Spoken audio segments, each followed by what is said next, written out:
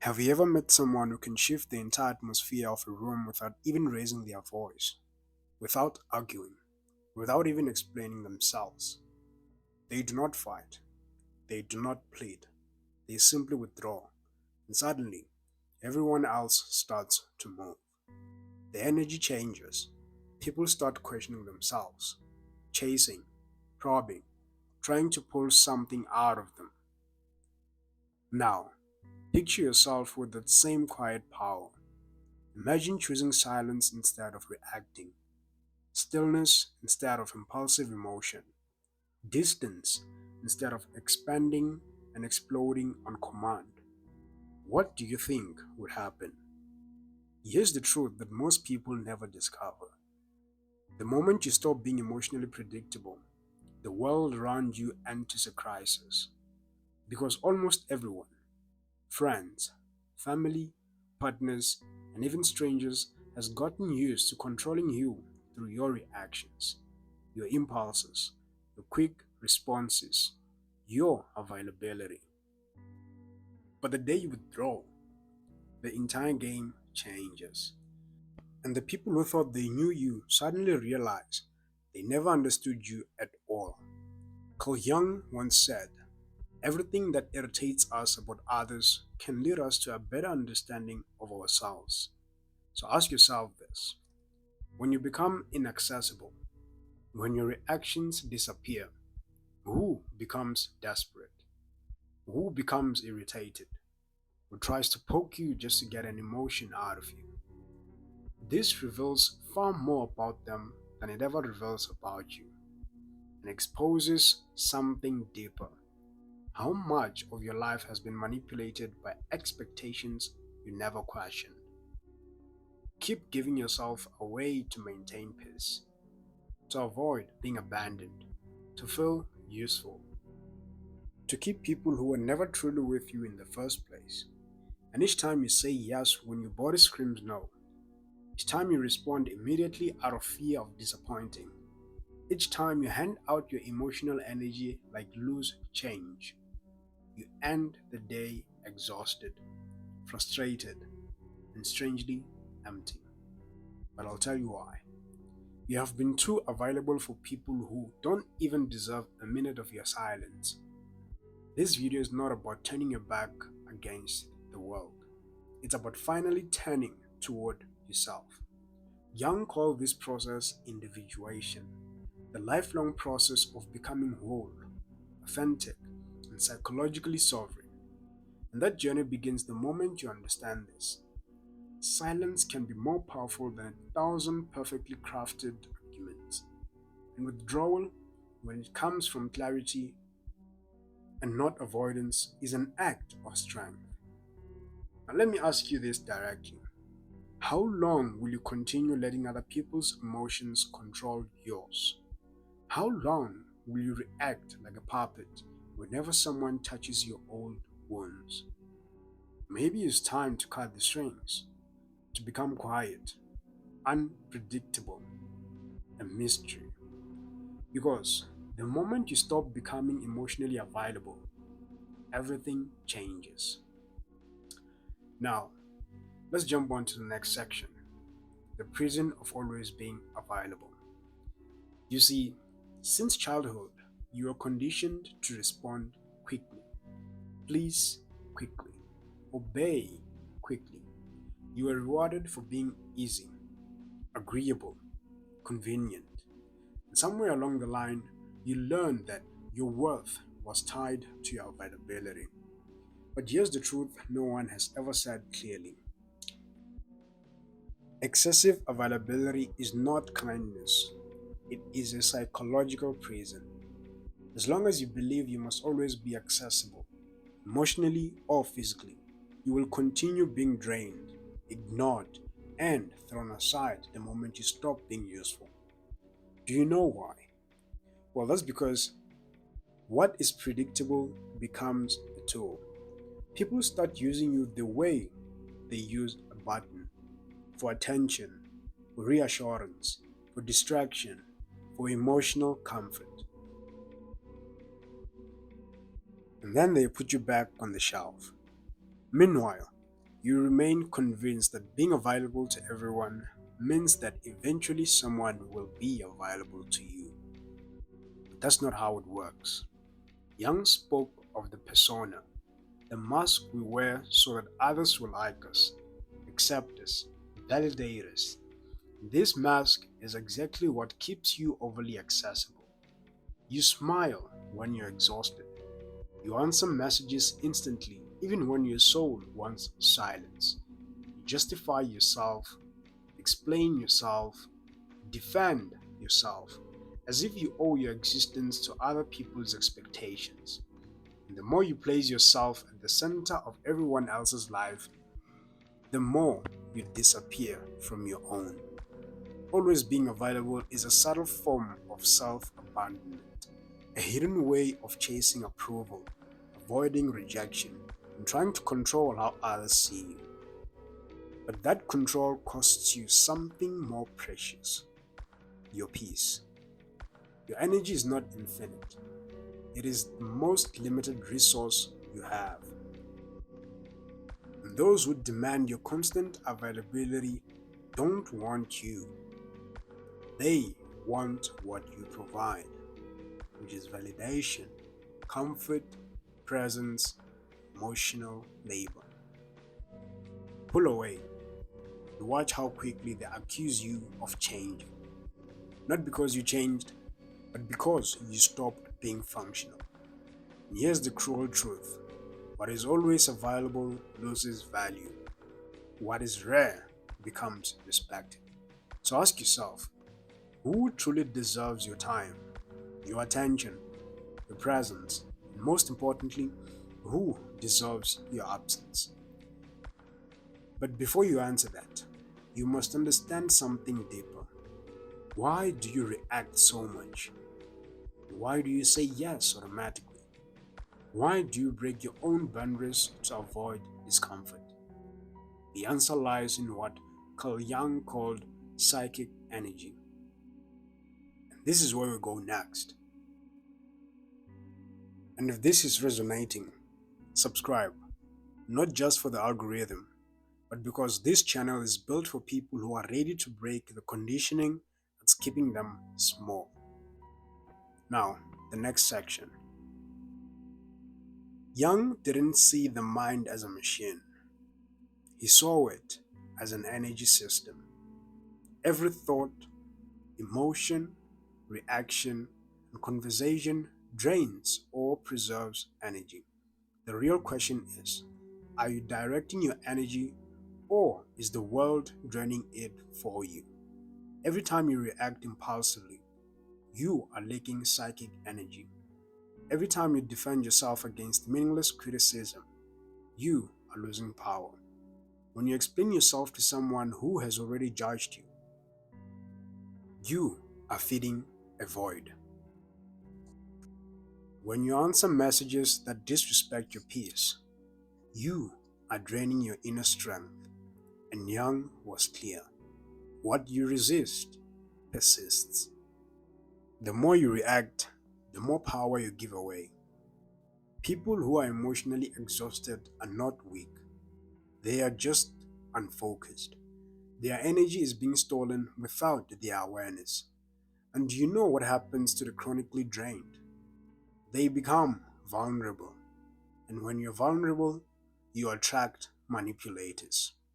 Those who sense that you don't know how to protect your energy, that you don't know how to say no, that you react to everything, will quietly use you. They don't need to raise their voice, they just need to push the right emotional button, and you respond like clockwork. But a healthy psyche knows how to conserve energy. It knows how to hold silence without guilt, walk away without fear, and think before acting. True strength isn't just in reacting, it's in choosing when and how to respond. Every unresolved conversation you replay in your head, every argument you rehearse in your head, every moment you spend trying to understand someone who never intended to be understood, all of that is energy escaping your system. You are feeding ghosts instead of feeding your growth. Guard your energy and you develop presence. You walk into a room and command respect without a word. Leak energy and you become invincible. So start observing your triggers, your automatic reactions, your emotional weak points. That's where you lose energy, and that's where you need healing. Not to become cold, but to become selective. Selective enough to be sovereign over your inner world. Because when you conserve energy, something extraordinary happens. You break the projections others have placed on you. And that's when we enter the darkest territory, silent manipulation. In the next part, we are going to expose the people who have fed off your emotional reaction for years without you noticing. So stay with me. The dark side of accessibility and why they fear your silence. You think you're in control, that your reactions are conscious, that your emotions are yours. But most of your responses were programmed long before adulthood. And the people who understand this can manipulate you effortlessly. Opportunistic people don't need volume, they don't need threats. They just need to press the emotional buttons you haven't yet reclaimed, and you react every time. Young called this projection. People project onto others what they cannot face in themselves. But here's the part no one talks about. The more emotionally available you are, the more you become a blank canvas for other people's projections. That friend who only calls in crisis. The partner who only loves you when you're useful. That person who praises you when they need you and ignores you when they don't. None of this is an accident. They are not relating to you. They are relating to the image of you they have constructed. And you keep playing along because you fear disappointing, fear losing them, fear being alone. The most effective manipulation does not come from pressure. It comes from guilt, from the subtle feeling that you owe people something, that you must help, must respond, must understand, even when it destroys you. Here's the breaking point. Manipulators don't fear losing you, they fear losing control over you. When you stop reacting, when you delay your responses, when you say no without explanation, when you withdraw instead of over explanation, their entire narrative collapses. They don't know who you are anymore. And worse, they are forced to face themselves. And that's why your unavailability triggers rage, guilt trips, accusations. Silence exposes their emptiness, forces them to sit down with their own darkness, something they have been used to avoid. And now we enter the territory Young warned about. One does not become enlightened by imagining figures of light, but by making the darkness conscious. Your withdrawal makes their darkness conscious, and that is unbearable. Are you ready to handle what comes after the rapture? The guilt, the accusations, the misunderstanding? Because this is where your real strength is forged. Now let's go deeper. The modern world worships noise, instant replies, arguments, constant connection, constant reaction. But there is power almost no one possesses: strategic silence. Not passive silence, not fearful silence. A silence that is intentional, controlled, sharper than any argument. Young saw silence not as emptiness, but as a fertile ground for transformation.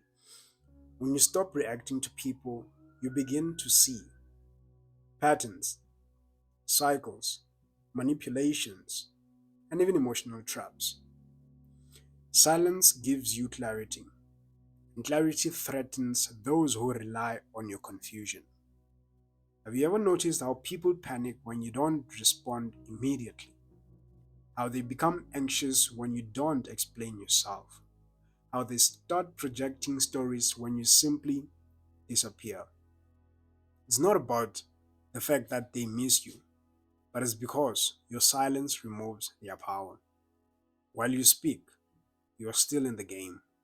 But when you choose silence, you rewrite the rules. And that terrifies anyone who has depended on your reactions to feel in control. True silence is not emptiness, it is sovereignty. It is the refusal to let someone else dictate your emotional state. It is the conscious decision not to waste your energy on battles that cost more than they are worth. But silence has a price. It will distance you from people who only value you for your usefulness. It will make you look changed to those who benefited from your lack of boundaries. It will make you seem cold to those who only understood you when you were bleeding yourself dry. But the more you grow, the more selective you become with your words. Because each sentence becomes an energetic investment. And not everyone deserves access to your truth. Sometimes silence is not retreat, it is power, it is clarity, it is realignment with who you truly are. And in that silence, something begins to rebuild inside you. That is what we speak about next. Energy mastery, which is the art of selective presence. Understanding all of this means nothing if your actions do not change. You cannot keep saying yes when you feel no. You cannot keep replying to messages that disturb your peace. You cannot keep engaging in conversations that drain you. You cannot keep maintaining relationships that survive only on your effort. Awareness without action is another form of self betrayal. This next phase demands emotional discipline. Conscious unavailability is not coldness, it isn't arrogance, and it is not selfishness. It is choosing to be inaccessible to anyone, at any time, for any reason that does not align with your peace. This begins small, not responding immediately, breathing before reacting, leaving a conversation when it becomes chaotic, turning off your phone without guilt, saying, not today, saying, I won't engage, and saying, I'm done explaining myself. Here's the key: you do not owe anyone a justification for your silence. When you stop explaining, you remove their ability to trap you in their emotional narrative. Jung understood that every evolution involves a phase of sacred isolation, not loneliness, but an inner retreat where you finally hear your own voice without the world's interference. And here's a powerful sign of growth. Watch who dislikes the boundaries you set. Watch who becomes angry when you stop reacting. Watch who accuses you of changing when you begin protecting yourself. These are not signs of your failure, they are evidence of your progress. Being unavailable feels uncomfortable at first. You will feel guilty. You will feel selfish. You will hear complaints. But that discomfort is the breaking of old conditioning. People who benefited from your availability will resist your evolution. But your peace is worth more than their approval. Now we enter the final stage. What happens after the distance? After the silence? After the boundaries? This is where your rebirth begins. When you stop being available to everyone, something profound takes place. First comes silence, a silence that feels loud, heavy, almost frightening. You wonder if you made a mistake, if you're being too harsh, if you're losing people who cared. But slowly, the silence shifts. It becomes calming, cleansing, regenerative. Then comes solitude. Not the solitude of emptiness, but the solitude of presence. Your own presence. The solitude of a person who no longer portrays themselves to be accepted. The solitude of someone who has finally stopped negotiating their worth. In that inner space, clarity returns, peace returns, strength returns. Young taught that the path to becoming your true self requires a temporary separation from the collective, from roles, expectations, and projections. And that is exactly what conscious unavailability gives you, a return to yourself. When you choose yourself, something incredible happens. You stop reacting, you start creating. You stop living from wounds, you start living from intention. You stop being shaped by the world and you start shaping your world from within. And yes, you will lose people, but you will find yourself. You're going to leave certain places, but you will enter a new inner landscape. You will be misunderstood, but you will finally be respected.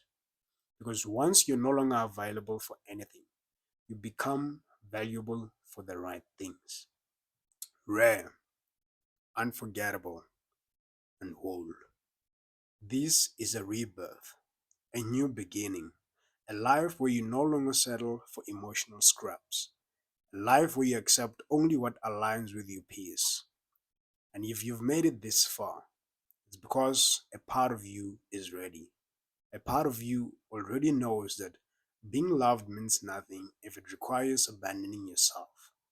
True self love begins the moment you choose yourself, even if you must walk alone for a while.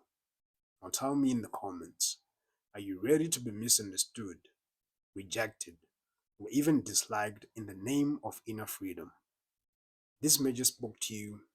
Comment, I choose my peace. Now let's see how many of you are stepping into this new chapter. And don't forget, the next video is essential, much more than you imagine. I'll see you there.